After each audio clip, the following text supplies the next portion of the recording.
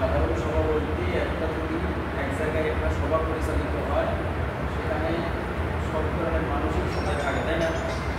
সেখানে থাকবে বিএনপি, আওয়ামী লীগ, জাতীয় পার্টি, জামাত, রাজনীতি, পত্রিক, পাবলিক সবাই থাকবে না, তাই না?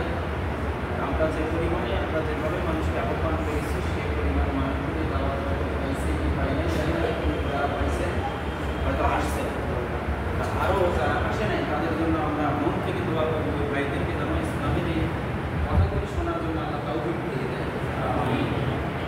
আর অত্র অঞ্চলে আমরা যারা আছি, আমি যেটুকু বুঝি ওটুকুই আবার অপরের কাছে পৌঁছে দেবো, এটা আমার খরচ কাজ, তাই না?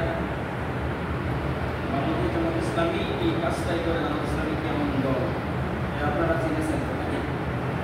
বাংলাদেশ জামাত ইসলামীর কাজ হলো সব জায়গায়